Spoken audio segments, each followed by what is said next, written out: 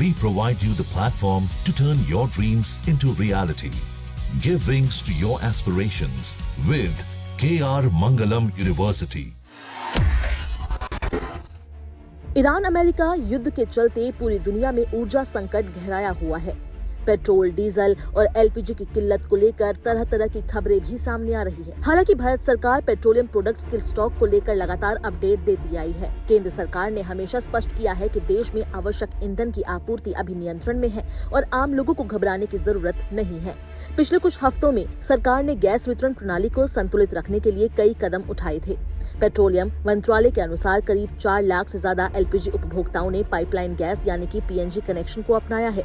यह बदलाव खास तौर पर उन क्षेत्रों में किया गया जहां पाइपलाइन गैस की सुविधा पहले से उपलब्ध है।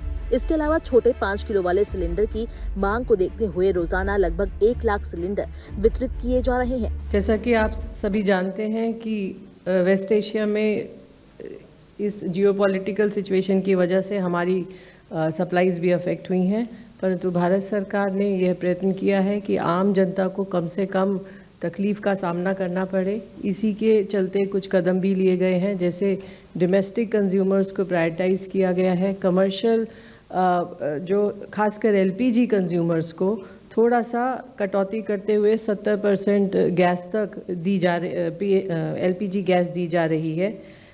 हमारे एलपीजी डिस्ट्रीब्यूटर्स के पास पर्याप्त स्टॉक है और कोई ड्राई आउट रिपोर्टेड नहीं है। इसी तरह हमारे पेट्रोल पंप पर भी पर्याप्त डीजल और पेट्रोल उपलब्ध है और वहाँ पर भी कोई ड्राई आउट रिपोर्ट नहीं हुआ है। हमारी डोमेस्टिक एलपीजी सिलेंडर की सप्लाई नॉर्मल है और ऑनलाइन बुकिंग लगभग 98% तक हो गई है। इसके अलावा 92% तक सप्लाईज हमारी ओटीपी कोड के द्वारा की जा रही हैं।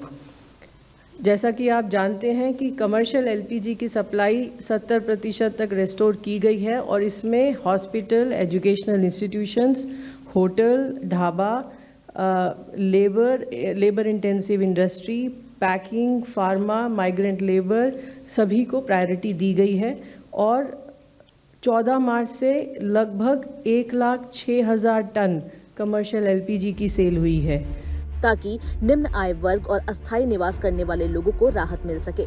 सरकार की ओर से ये भी बताया गया है कि घरेलू एलपीजी की सप्लाई पूरी तरह सामान्य है।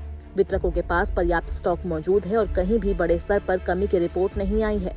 उत्पादन के मोर्चे पर भी सुधार किया गया है, जिससे देश की कुल जरूरत का लगभग 60% हिस्सा घरेलू स्तर पर ही पूरा किया जा रहा है। बाकी जरूरतों के लिए आयात पर निर्भरता बनी हुई है, लेकिन उसके लिए भी पर्याप्त व्यवस्था सुनिश्चित की गई है। अब लगभग 98% एलपीजी बुकिंग ऑनलाइन माध्यम से की जा रही है। इसके साथ ही करीब 92% डिलीवरी ओटीपी सत्यापन के जरिए पूरी हो रही है, जिससे फर्जीवाड़ा कम हुआ है और सही उपभोक्ता तक गैस पहुंचाना सुनिश्चित हुआ है। ये कदम उपभोक्ताओं के विश्वास को बढ़ाने में मददगार साबित हो रहा है। कमर्शियल सेक्टर के लिए भी सरकार ने विशेष रणनीति अपनाई है।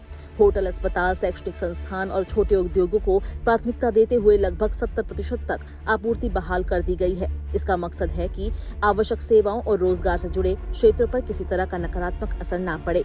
इसके अलावा श्रमिक शिविरों और प्रवासी मजदूरों के लिए भी गैस की उपलब्धता सुनिश्चित की जा रही है, ताकि उनके दैनिक जीवन में कोई बाधा न आए। इससे पहले मार्च में जब पश्चिम एशिया में युद्ध के कारण प्रमुख स्रोतों से आपूर्ति बाधित होने से देश एलपीजी की कमी से जूझ रहा था, तब सरकार घरों और व्यावसायिक उपयोगकर्ताओं को पाइपलाइन प्राकृतिक गैस यानी कि पीएनजी पर स्विच करने के लिए प्रोत्साहित कर रही थी। सरकार ने नेटवर्क वाले क्षेत्रों में पाइपलाइन गैस कनेक्शन अनिवार्य कर दिया है और कहा है कि 3 महीने बाद एलपीजी की आपूर्ति बंद कर दी जाएगी। सरकार ने एक पोर्टल भी शुरू किया है जहां पीएनजी उपयोगकर्ता एलपीजी छोड़ने में अपनी रुचि व्यक्त कर सकते हैं। एलपीजी सिलेंडर घरों से वितरक द्वारा एकत्र किए जाएंगे और सुरक्षा जमा राशि वापस कर दी जाएगी। ऊर्जा सुरक्षा को बनाए रखना सरकार की प्राथमिकता बनी हुई है। मौजूदा हालात को देखते हुए कच्चे तेल का पर्याप्त भंडार रखा गया है, ताकि भविष्य में किसी भी आपात स्थिति का सामना किया जा सके। सरकार लगातार स्थिति पर नजर बनाए हुए है और जरूरत पड़ने पर नई नीतियां लागू करने के लिए तैयार है।